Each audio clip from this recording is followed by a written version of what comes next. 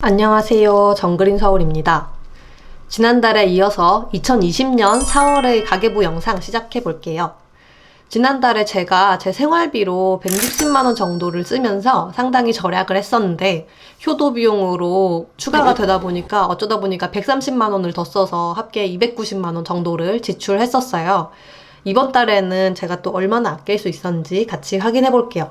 특히 이번 달은 제가 살고 있는 전셋집에서 나가기로 결정을 하면서 집에서 한동안 안 썼던 필요 없는 물건들을 진짜 수십 개씩 당근마켓에 올려서 추가 수익이 발생이 됐습니다.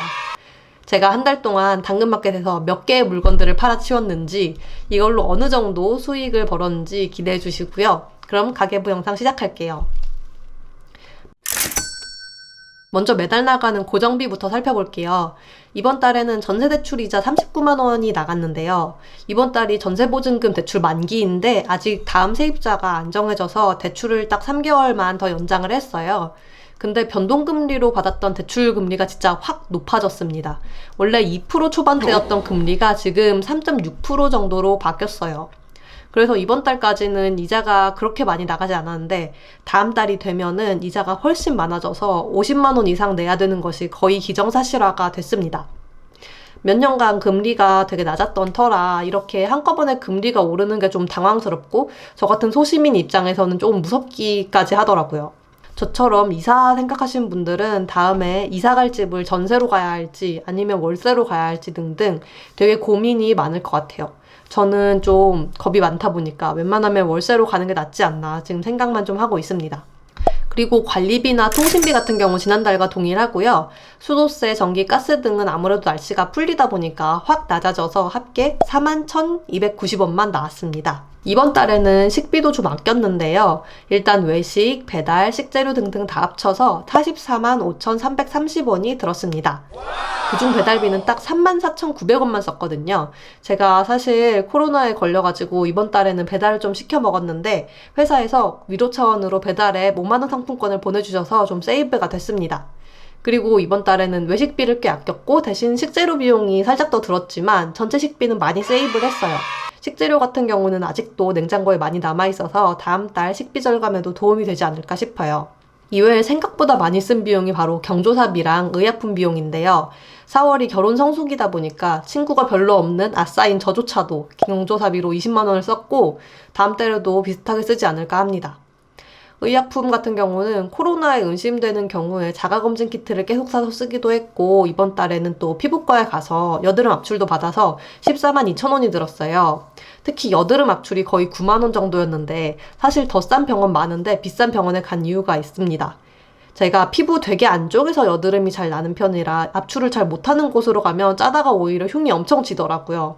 그래서 작년에 저렴한 피부과에 몇 번 갔다가 오히려 피부가 전체적으로 엄청 망가졌었어요. 근데 현 남친 30대 싱글남님이 추천해준 비싼 피부과에 갔더니 압출해도 흉이 전혀 안 지더라고요. 그래서 흉 질까봐 무서워서 피부과를 쉽게 못 바꾸고 있습니다.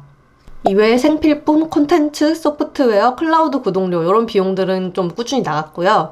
이번에는 옷이랑 화장품도 좀 소소하게 샀는데 특히 옷을 당근마켓으로 구입을 했어요. 질도 좋고 저한테 잘 맞는 옷을 좀 더 저렴하게 구입을 한 것 같아서 기분이 아주 좋습니다. 이렇게 해서 제가 이번 달에 쓴 총 지출은 바로 158만 9,490원입니다. 지난달에 효도비용 제외하고 생활비로 161만 6,458원이 들었는데요. 지난달에도 생활비를 꽤 아꼈다고 생각했는데 이번에 3만원 정도 덜 썼어요. 게다가 이번 달에는 당근마켓으로 꽤나 큰 추가 수익을 제가 올렸어요. 4월 한 달 동안에만 당근에 무려 79개의 판매글을 올렸습니다. 저 당근에 미친 여자예요. 이사 가면서 다 버린다고 생각을 하고 진짜 안 팔릴 것 같은 소소한 물건들도 다 올렸거든요. 심지어 너무 많이 판매글을 올려서 하루에 판매글 20개 이상 작성할 수 없다는 메시지까지 제가 받습니다. 그럼 이 79개 판매글 중 제가 실질적으로 판매 성공한 건 몇 건이냐면요. 바로 24건의 판매를 성공시켰습니다. 그래서 많을 때는 하루에 두세 건씩 당근 거래를 했고요. 제가 재택근무 중인데 점심 저녁 시간대에 집 근처에서 바로 거래가 가능해서 좀 더 수월했던 것 같아요. 저는 집 근처 빨래방 하나를 거점으로 잡고 웬만하면 그곳에서 다 직거래를 했거든요. 이 24건의 판매로 번 추가 수익이 바로 404,500원입니다. 대략 물건 하나에 16,000원 정도씩 벌었는데요. 비싼 가전제품이나 전자기기를 판매한 게 아니고 정말 집에 굴러다니는 소소하지만 안 쓰는 물건들 위주로 판매를 했었기 때문에 개당 수익이 높진 않아요. 이 중 제일 비싸게 판매 성공한 제품은 바로 소니 노이즈 캔슬링 헤드폰으로 75,000원에 판매를 했고요. 제일 저렴하게 판매한 건 메모지와 꽃꽃핀 요런 건데 딱 1,000원씩 판매를 했어요. 사실 예전에 저였다면 요런 것들은 그냥 다 쓰레기로 버렸을 것 같은데 요즘은 제가 가계부를 정리하면서 돈 아끼기 프로젝트를 하다 보니까 뭔가 버리기가 좀 아깝더라고요. 그리고 당근하면서 드는 생각이 요새 환경 파괴가 되게 많은데 그냥 새 상품을 쓰면 기업에서 어쨌든 하나를 더 제조하는 과정에서 환경 파괴를 하게 되는데 이렇게 중고 거래를 하면은 그만큼 환경을 보존할 수 있다고 생각을 하니까 더 의미 있지 않나 생각이 듭니다. 지금 저희 집에서 안 쓰는 물건을 진짜 웬만하면 다 당근에 올려놓은 것 같거든요. 다음 달에도 추가 수익이 발생하면 또 가계부 영상으로 같이 소개를 해보겠습니다. 그럼 지금까지 정그린 서울이었습니다.